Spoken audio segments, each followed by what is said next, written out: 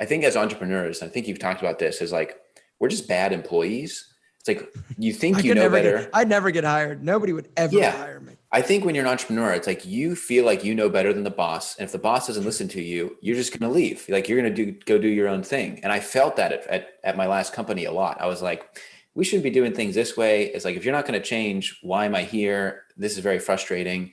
And there was a project that I was on where I was like, all right, if this is how things are going to keep going, I'm over this.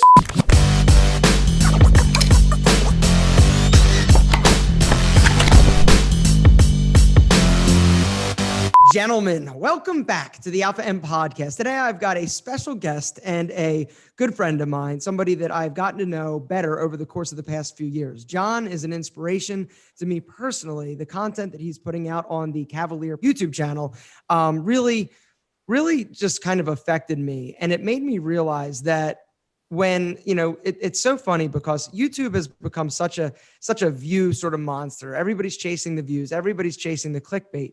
But when I actually started really diving in and analyzing what you were doing, Jon, on YouTube, I felt like it was special and it was something that was needed on the platform. You are a very successful YouTuber with over 100,000 YouTube subscribers.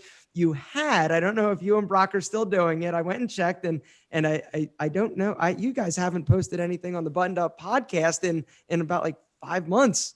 It's been a little bit of a COVID hit, but we actually have a bunch in the can that we got to put up. So it's come back. Jon is also the Alpha M of TikTok, as somebody called you.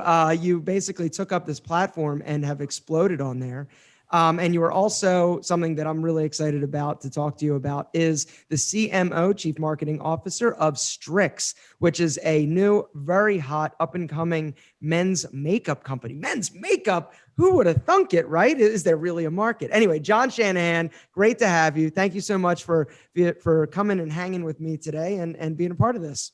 Thank you, Aaron. I always like to say that I was one of the first iTunes reviews for the podcast. I was excited when you launched it. So do you remember when we were influential, what I said the video that made me always remember you was?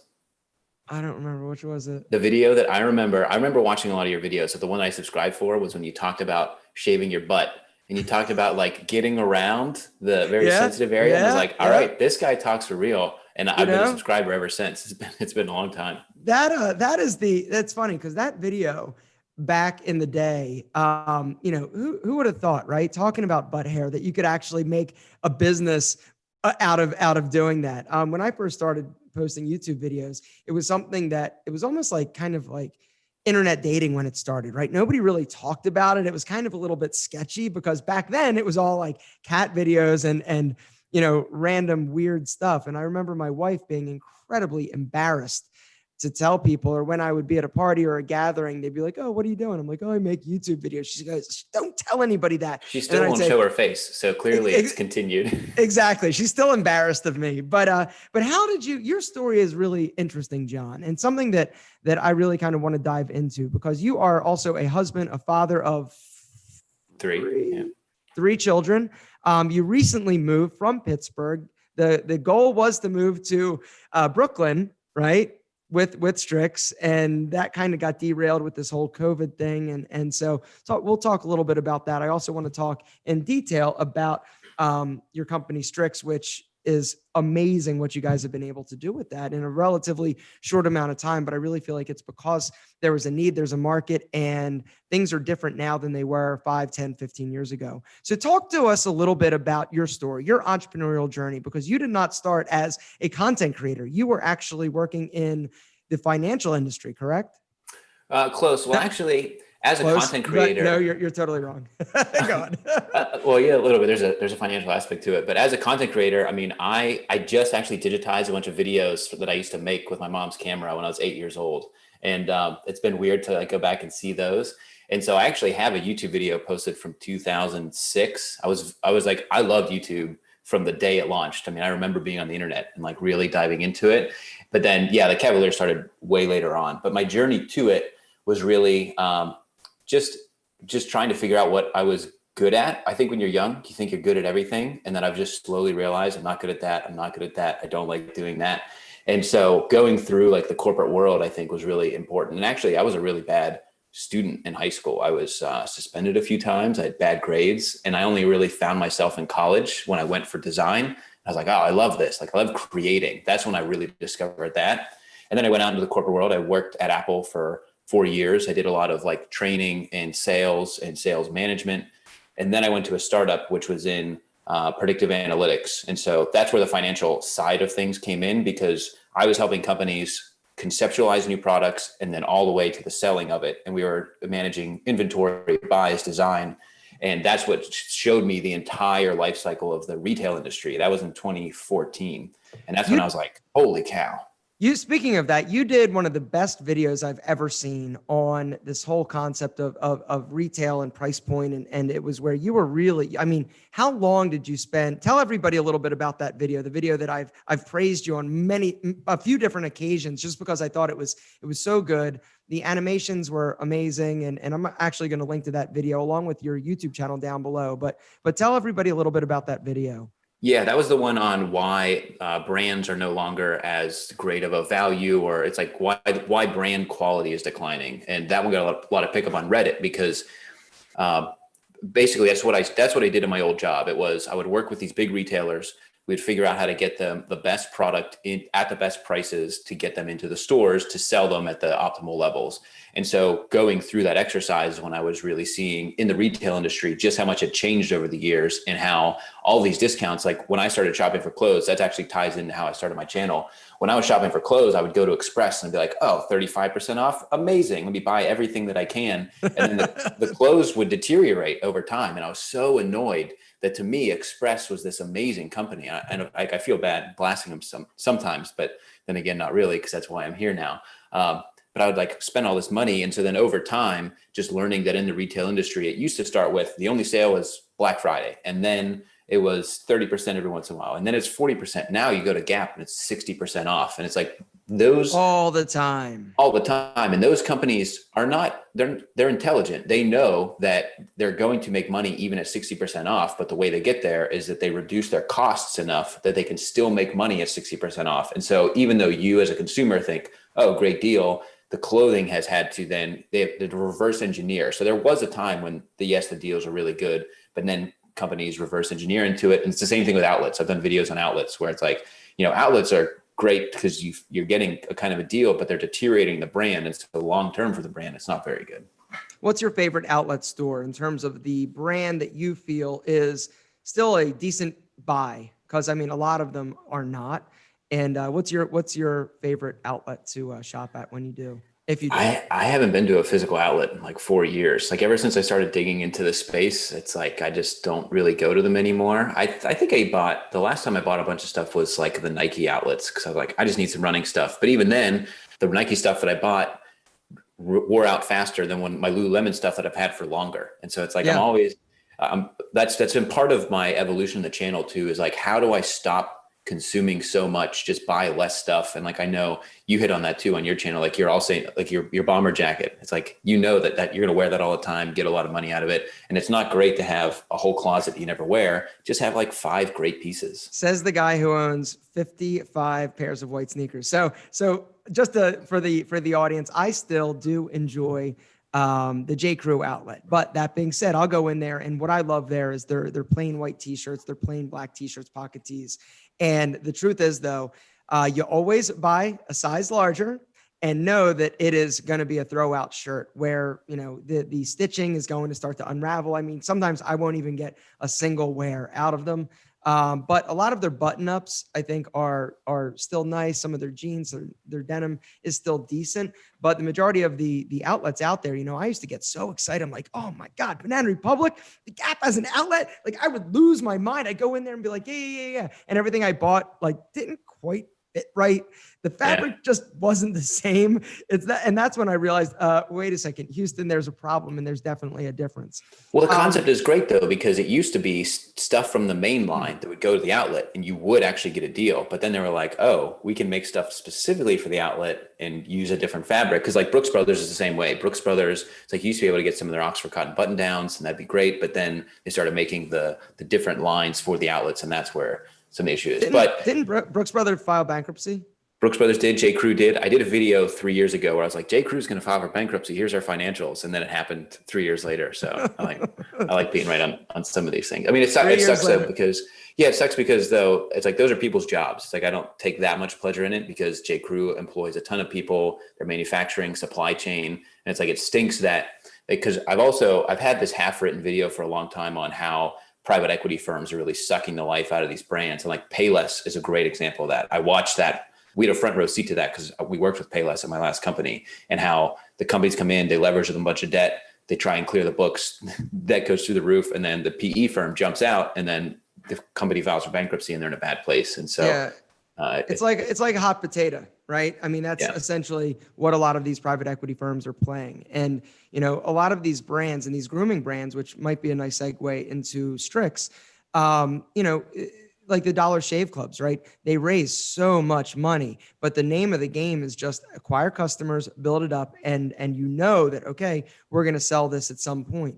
And so the only way that these companies ever make money, or the only way that they ever really, the investors actually make money is if it goes, if they end up selling it to, somebody else. But it's all about, the acquisition. These companies aren't necessarily profitable along the way.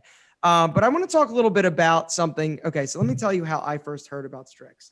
You and I were in Austin a little less than a year ago. And it was January. It wasn't even that long ago. It was January? It was this year. Okay. Isn't that crazy?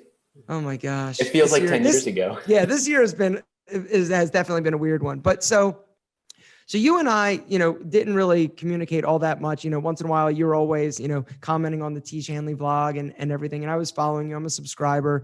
But I didn't know about this project that you're working on. And so we go to we go to Austin, where we call it affectionately ManCamp, where a bunch of us, like men's lifestyle, people. It used to be style, but now it's sort of evolved into a lot of other areas, but just guys that we've sort of met and gotten to know over the course of the years of the Men Influential Conference.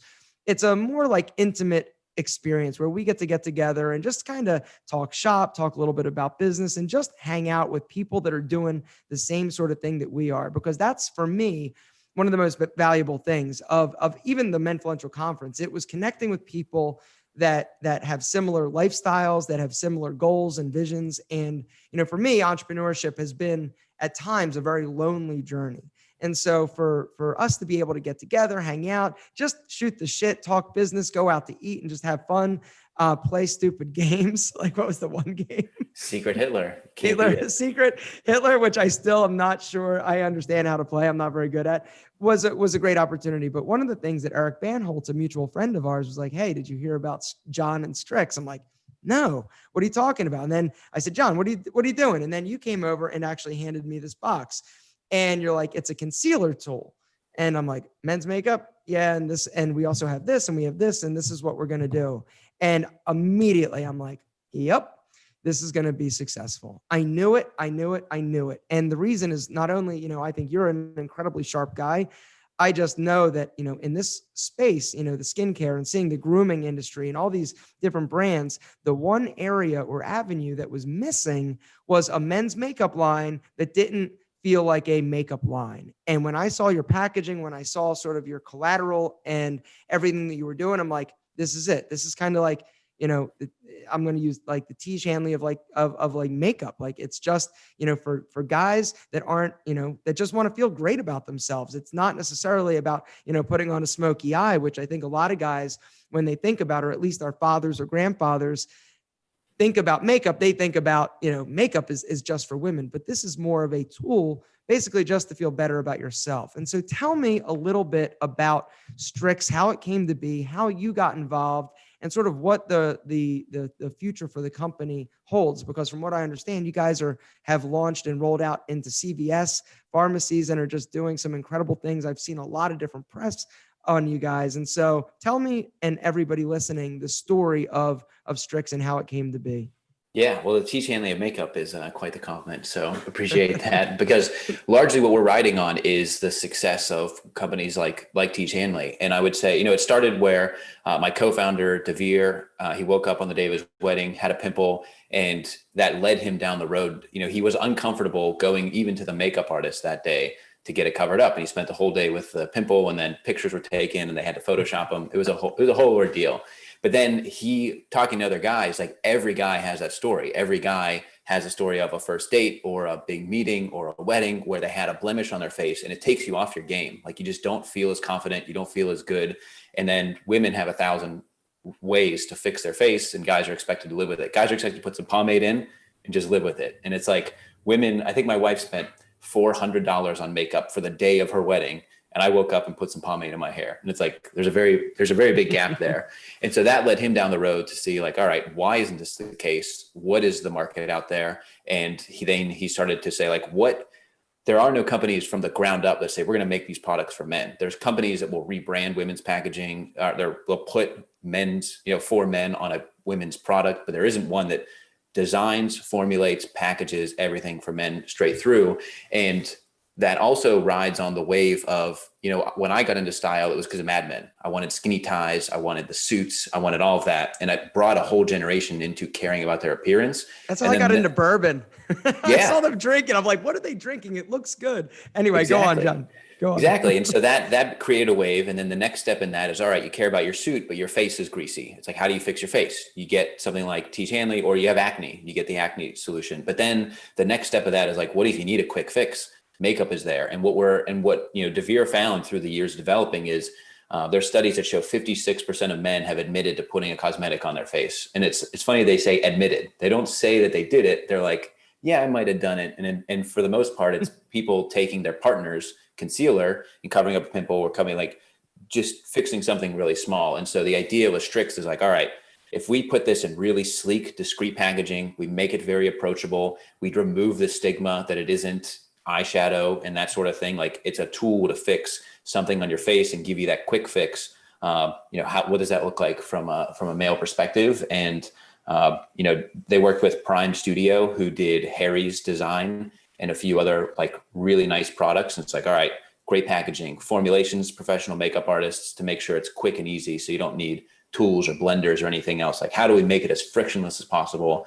And then launch. And so then I was actually one of the first. I knew DeVere because we were both writing about similar companies. And when they launched, I was the first video for it. And it was my first time.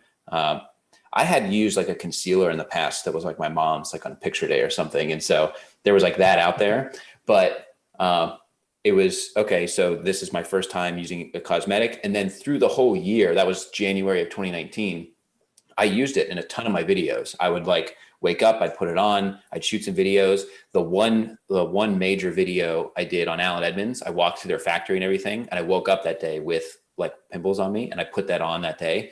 And so later it was probably around July. He said, hey, we need somebody that can really own the educational aspect of what we do, because a huge component of Strix is leading with education. How do you work this into routine? How do you make this normal and really being a face of the brand? He's like, do you know anybody? And I was like, yeah. And then I was like, I'm kind of interested. And I think the idea was that they would get me interested through that conversation. And so I came on as a later stage co-founder. At the time we had the 2 products. And then from there, it was like off to the races. It was like, build out the YouTube channel, experiment with TikTok, Instagram, and just really build the company around this stuff. And so since then, now we're actually, next week, we're launching our 5th product in the line. So we'll have 5 total products by the end of the year. What are the products? So the 3rd one we launched was our gel cleanser, which is a face wash. It's the first face wash specifically formulated to remove the cosmetic. And so no face washes assume a guy has a cosmetic on. So we made one because we were getting feedback that guys were getting the tint on their pillow because most face washes can't remove it. Even like the T. Hanley scrub, it gets pretty close because you need something to really work it in, but you don't want to use that every day. And then so the 4th product is a plankton algae-based eye serum with like this aluminum roller ball that goes under the eye, because our number one use case for the concealer is dark under eye circles. Yeah. So guys want to lighten that up. And so this is like a 1-2 punch. It like reduces the under eye and then hits there. And then we have like this Korean skincare based lip balm that we wanted to launch the company with. That'll be coming out very soon here. So that's product number 5. And then we got other things. Our whole premise for the company is what products are at the intersection of cosmetics and skincare. So every product we want to have this cosmetic element to it, because there's great skincare companies out there. I mean, Tiege included. I use Tiege, and name the company. You don't have to because they're your competitors. But nobody has these cosmetic products. And so it's like, how do we bring cosmetics into this, make it easy, put it alongside those other companies? Because it's like, we're not going to replace a person's regimen. We just want to be that cosmetic company for guys. And so, Boy, I can it's talk fun. a lot. Yeah. No. You get me going. This is all amazing because I mean, the thing that I really love is entrepreneurship. And, the thing that I really loved and resonated with Strix was that it was solving a problem that was there, but people weren't really addressing or dealing with, or I should say other people or other makeup and cosmetic companies have attempted to do it. But just like with Tej Hanley, it wasn't formulated or started from the ground up to be for men. And so that's something that I was like, this is brilliant. This is definitely going to be something that I think, and really, I think people and guys in general, over in Korea, cosmetics are a lot bigger for men. They're very, early in terms of adopting things of that nature. And I really feel like the point at which we are as a society is getting a lot more comfortable being who you are. And there's a lot more leeway and flex. The gray area is getting much bigger in terms of what is acceptable, what is socially acceptable, and what is deemed as like manly or masculine, right? And so when I saw that you guys were doing this, I was like, this is definitely going somewhere. So you guys have already gotten into a major retailer with CVS. How did that process happen? Explain that to me, because that for me, I mean, I just heard about you guys, a year ago, and all of a sudden you guys are, rolling out to, a major brand in like 2,000 locations. So talk a little bit about that if you would. Yeah. So, I mean, none of these things happen overnight, as you know. I mean, I think your lip balm took an extra year than you guys want. 37 versions. Exactly. Yeah. So it was actually right around when I started. CVS had approached us to do a pilot in their stores. And the way that CVS tests things is they have 10 stores around their headquarters, which is in Woonsocket, Rhode Island. And so I think the idea there is like, if a product sells there, which is very like suburban and, off of the, out of a major city, it'll sell great across the country. It's like a good test store. And so we did that, and we actually had outsold almost all of the other brands on there. And it's like, if a men's cosmetic can sell at that volume in, this part of the country, how good would it do in New York or California or major cities? And so then it was, all right, we're going to move forward and roll out in 2,000 doors. And actually it was much more of a debate for us internally, because we thought our road to retail was higher end. It was going to be Nordstrom or Sephora or, places, because the way we're positioned is kind of like premium, accessible premium. It's like our pricing isn't where Tom Ford makes a men's concealer, but it's $55. And it's like, we have very similar formulations, but we're at $20. And so we thought going forward, we were going to be in those retailer locations. But the more that we consider the CVS thing is like, guys don't shop at Nordstrom for skincare products necessarily. It's like, it's very low volume, but where guys are is CVS and Target. And so it's like, and if our goal as a brand is to destigmatize this stuff, to have these products next to razors and deodorant, there's no better way to get that really kickstarted. And so we had to consider as a brand, like, do we go into CVS? Is that on brand for us? Is that the right thing to do? And so, yeah, that was like months of debate, but yeah, so then it was, 2,000 doors, because we're part of this, it's like CVS Beauty. So we're in what are considered like their more premium locations across the country. So we're from Maine to, California. We're all over the place. We're in 2,000 doors and at every state, I think, except for Hawaii and Alaska. I think we're in the lower 48. But that was a huge lift too, because then it's units and inventory for every single door. We actually went into production amidst COVID. Like we put a PO in March and did that. And so, that was a huge lift. And now we're rolled out. And at this point, we're rolled out. We have like a store locator where you can see where we're at. And now the goal is like, all right, keep that momentum, work with other retailers, continue that, and work to get alongside other products that make this normal. It's funny. Our friend Eric Banholtz, Beard Brand, sort of case study in, Neiman Marcus, or not Neiman Marcus, but Nordstrom. Sounds awesome, right? Sounds super sexy. I'm in Nordstrom's, and they pulled out, and they actually, went into Target.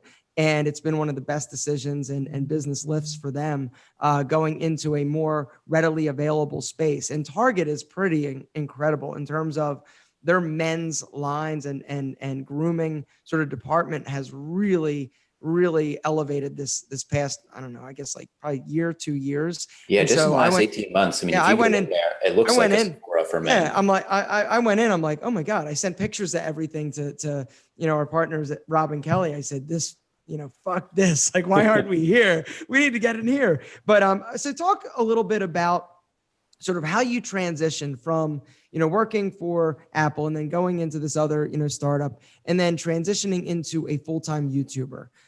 Your most popular video is, analyzing pouch underwear. You go over like 1.5 million views.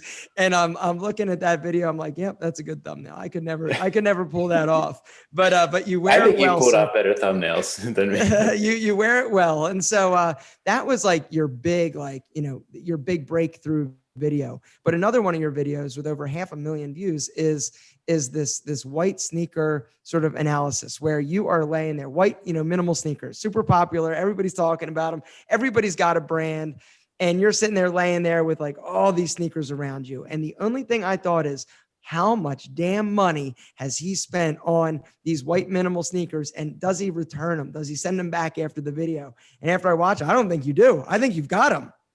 I've now sold them like to my audience for like 50 or $75 over time because a man can only wear so many sneakers. That's what I'm thinking. You're the amount of closet and so tell me, how did you transition and decide to pull the trigger and go full time? Because you're a family man. You've got responsibilities. You're not a 19-year-old kid living at home that can just do this and sort of grow it and hope it makes money.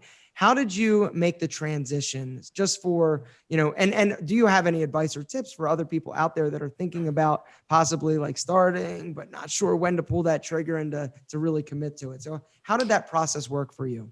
Yeah, it was a long road and it was very calculated as I went. So I had started my channel right after our wedding. It was right after our wedding before my son was born. I was like, I'm going to start this YouTube channel.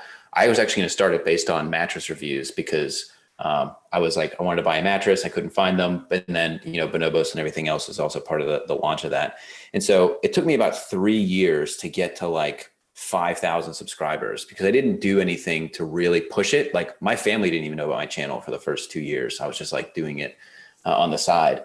And then there came a point where I was like, all right, I feel some momentum and I feel like there's a business here and like, let me explore that a little bit. And so it was your first video was the Frank and Oak crate review, correct? Yeah. Yep.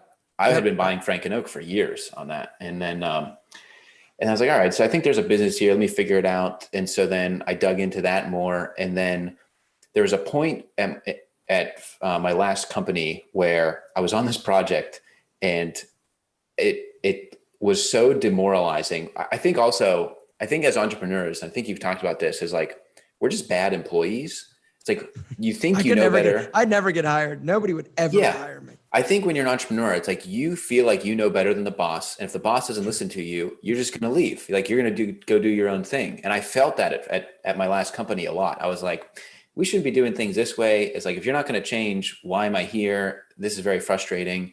And there was a project that I was on where I was like, all right, if this is how things are going to keep going, I'm over this. But yeah, you're right. So at that point I had 2 children. And I was like, all right, I need to be able to make at least this much money to cover my expenses. What was your number? What was your number, John? My number was $3,500 a month. I was like, I have to hit that because I can cover my expenses, including healthcare. And then anything above that, let me keep rolling from there. And and then I hit that point and I was like, okay, maybe it should be higher. And, but when I hit that point, I was like, all right, I'm going to quit. I was in May of 2018. And I was like, I'm going to quit by my birthday in August. It's like, I'm going to line everything up because in 2017, that's when I started taking it more seriously. I was like, all right, I need a business bank account. I need like tax information, business license. I trademarked the Kavalier. I was like, let me put all this stuff into place. It took a whole year. And then I hit that number and I was like, all right, time to. How did you hit that number? Talk a little bit about how you're making money from in the early days and really. Yeah, because that's one of the things that a lot of people, when you tell them, oh, I'm a YouTuber and yes, it's my job and yes, I can make money. How did you monetize it? Because, you weren't doing a ton of advertising, paid advertising at the time. So talk a little bit about that if you would. If I was a little bit more organized, I would do a breakdown like Brock does. Like Brock has his whole income report and everything. Like I would be fine doing that. I just am not organized enough to put it all together. But everything from the beginning of my channel, I always wanted to do affiliates because to me, affiliates were the best way to continue to have some sort of editorial independence and then also monetize. It's like if I recommend products and people buy them, I get a commission. And if they like that product, they trust me more. And it's this feedback cycle of like, it's got to be about trust. And if, trust will end up continuing on through there. So it's always been this long play. And I think by that point, I may have done 1 or 2 sponsored videos, but my line was I'll do educational videos as a sponsorship. And then I'll continue to do my reviews independently. Because to me, there was never the oxymoron in our world is like a sponsored review. It's way more prevalent on the women's side of things. But to me, it's like, you cannot have a sponsored review. You can have a discussion about it. Don't tell Ashley Weston that.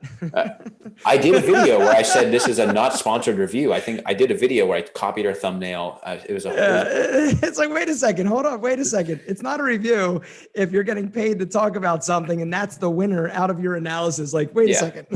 Exactly. Because I've seen it. My wife follows all the beauty influencers very closely. And I'd seen it on the women's side. And then it's like, this can't be right. And so, so it was all affiliates. And so my goal was just like add more affiliates and build this out and continue to grow that way.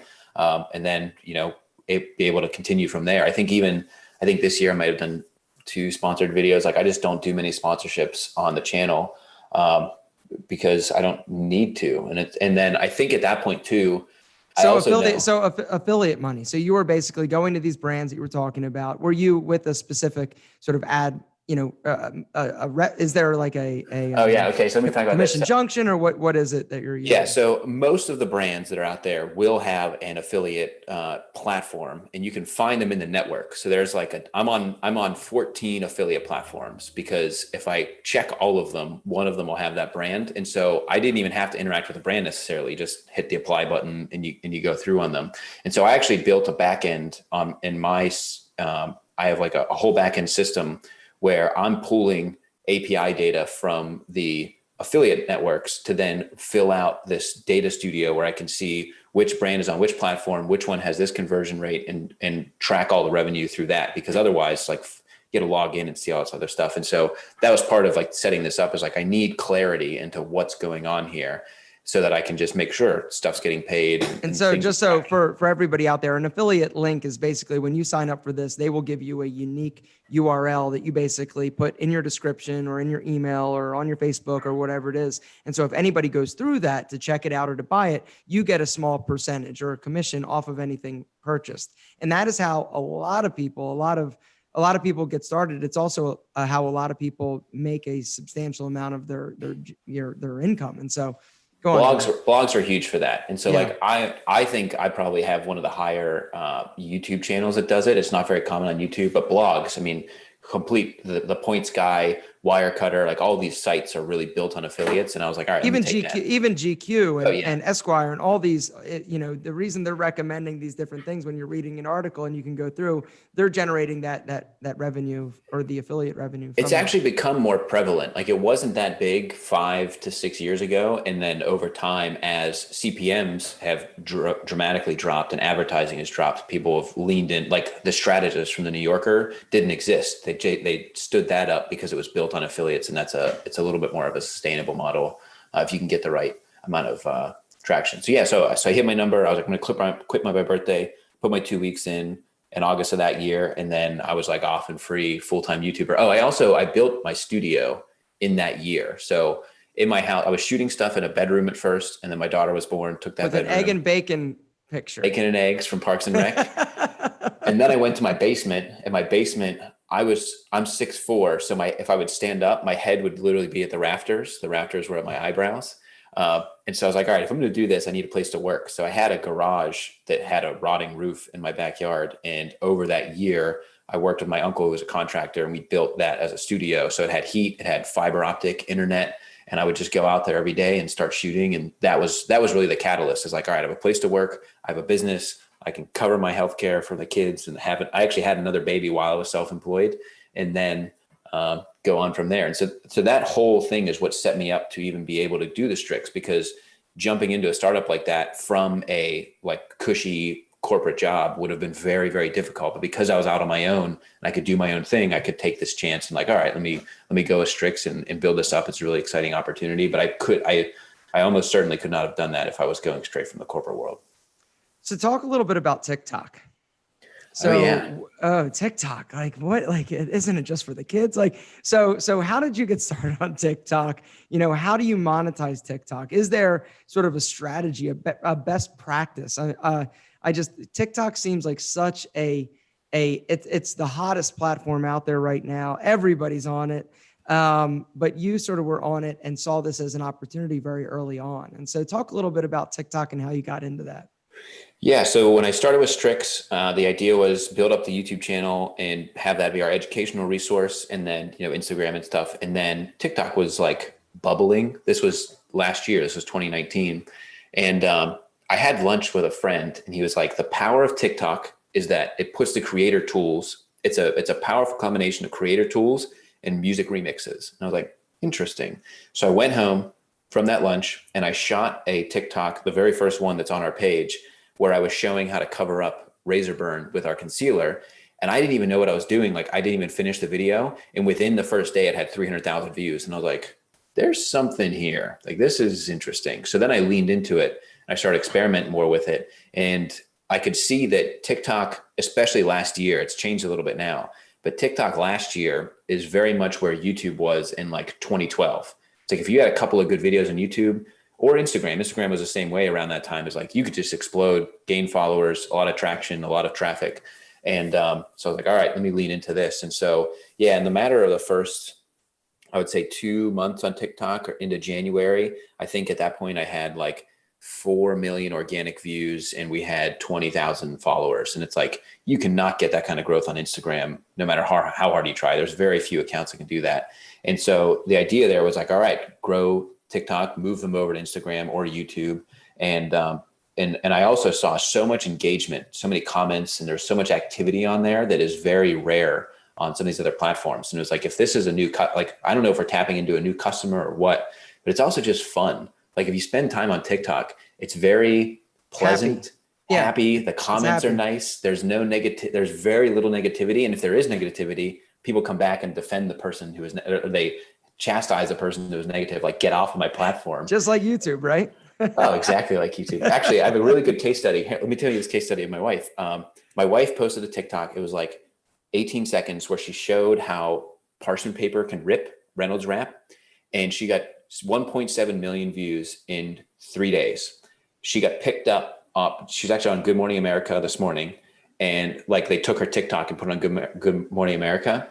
And a memes page, and then the comments are all like very positive and nice. And then a memes page on Instagram that has 5 million followers reposted her TikTok, and all the comments are like, what's wrong with, like, her nose is bad. Like, it was all negative. And it's like, you could see the contrasting sides of the platforms in that. It's like TikTok, super positive, nice. Oh, thanks for showing me this. Instagram is like, what's wrong with your hair? Why don't you like put some makeup on or something? It's crazy between the two of them. And so, yeah, so TikTok last year. How does she, I mean, I know this just happened today, but how do you handle that? How do you handle the negativity? I think that's something that I have never really figured out how to do, but it's there, it's prevalent, especially on YouTube and with putting yourself out there. How do you handle the criticism or the negativity, Jon? I think you can speak to this as well as anybody. Is you can't. It's human nature. It's like, you always listen to it. And I saw this. I put up a video. I can't remember which video it was. It was just like in the last 2 weeks. And there was a ton of positive comments. And one guy said, wow, your video quality is really declining. And it's like, that's the only comment I remember. It's like, screw the 70 comments. They were like, great to have you back. Like, so nice. Like, thanks for covering this. And the one guy was like, your quality's declining. And I was like, no, it's not. Like, I don't think you ever really get over that. And for her though, I think it's helped that she has always followed the beauty space very closely. So she knows the drama within there, but she's also been on a couple of my videos where she's seen the feedback. And so she knows that it's not always, what's the thing that LeBron James says is like, don't listen to the man that's not in the arena. I think once you can internalize that, that's as best as you can do. Cause otherwise it's always going to get to you to some degree. Well, that's good advice. I still haven't been able to figure it out. It still affects me, even though I know, and it was really, exacerbated about a little over, I guess it was almost 2 years now. Like the whole I remember. Yeah, exactly. Ben Arthur thing.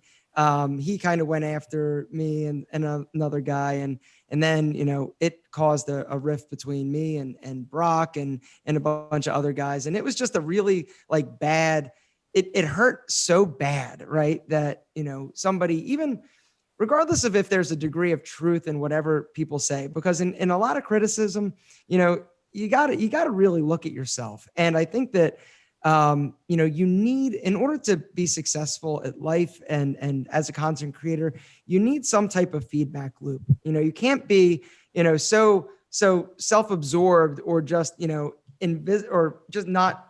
You've got to be able to look at yourself, and you've got to be able to look at yourself through a critical lens, which is not the easiest thing to do. And so when somebody criticizes you, the one thing that I guess the comments that hurt the most is when there's a degree of truth in it. But Casey Neistat has said that.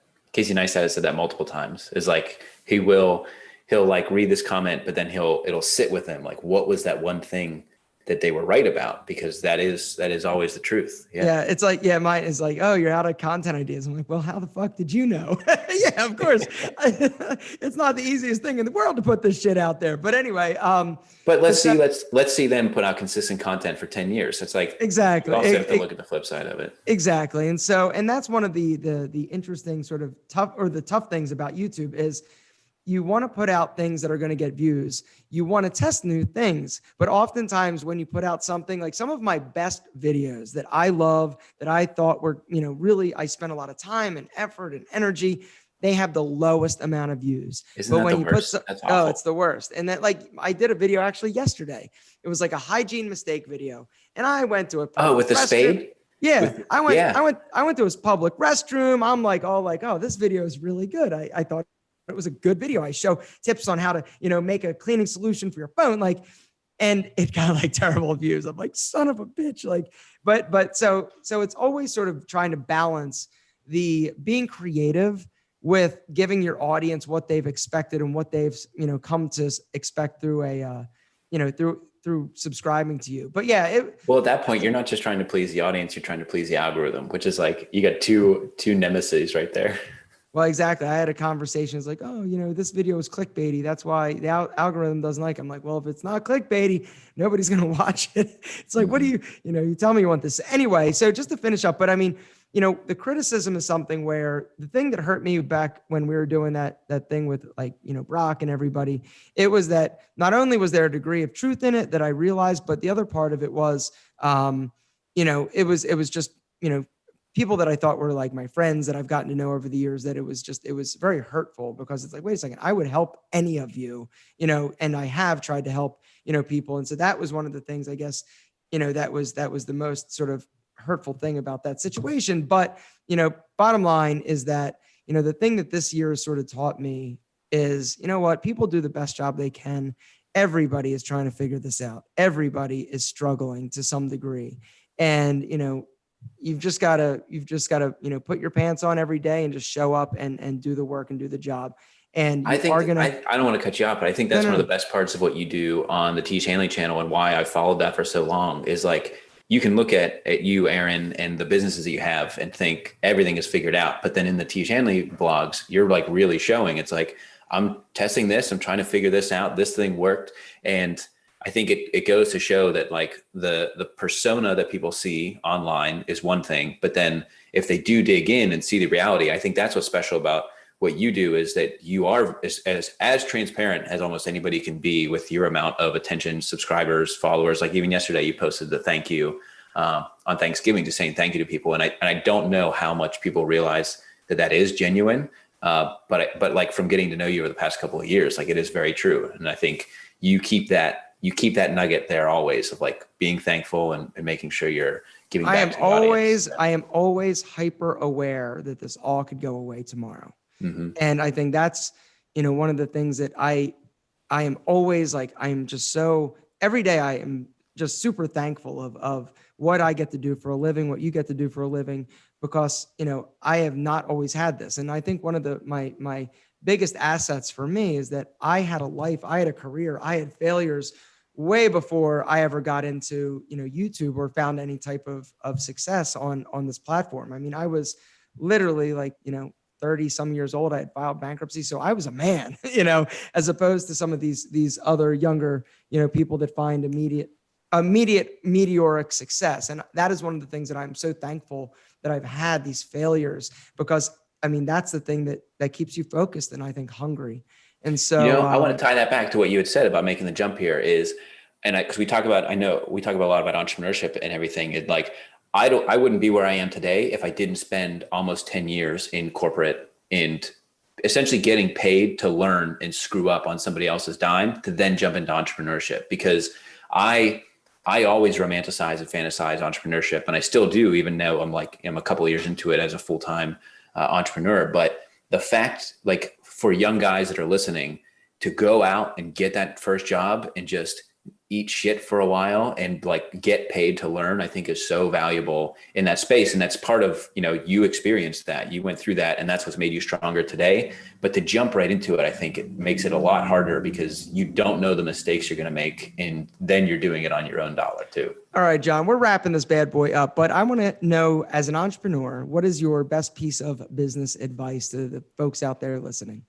Oh, I just said it. It was to get the corporate. I think there's a level of fearlessness that you have to practice before you get into there. It's like you got to take those lumps, but then also whatever you want to build, dedicate time to it and really test it, because you have, especially if you have a job now, you have the opportunity to work. What is it, the 9 to 1 a.m. shift, right? And really test things out, but get the feedback. And I like what you do on the Tease channel. You were like, I'm going to be your worst, your best advisor, because you got to get that feedback, not just from people that like you, but test it out online, test it out. It's more important. I truly feel that when you are starting a business, it's more important to get the feedback from the people that don't know you, don't love you, don't have to sit next to you at Thanksgiving dinner, because they're the ones that are going to hopefully be honest with you. But your friends, your family, your loved ones, they don't want to hurt your feelings. And so if you are, going out there, and you're, like I said, if you're making, gold infused water and you're going to sell it for $69 and your mother's like, great idea, sweetie,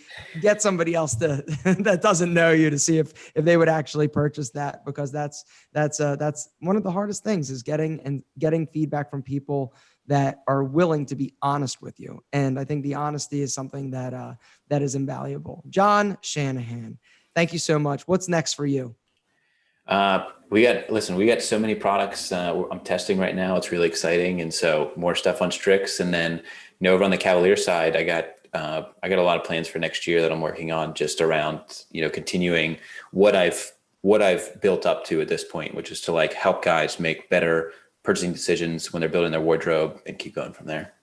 Guys, we're going to link to Jon's YouTube channel down below. We'll also link to Strix if you guys are interested in checking out this up and coming men's cosmetic company. I encourage all you guys to go check it out and to give it a try. They got different shades, and it's also just, it's a confidence booster, guys. And with everybody being on Zoom, I see that as another opportunity for you guys, because I mean, it's all about, putting your best foot forward. It's not about, looking beautiful. It's about feeling confident. And that's the thing that I really love about the brand and the company. And just want to congratulate you, Jon, for getting involved with that. And I really see big things happening. So thank you for everything that you do. Thank you for coming on. Thank you for being my friend. And thanks for hanging out with me for about 45 minutes, Jon. Thank you, Aaron. All right, guys. See you next week. Bye-bye.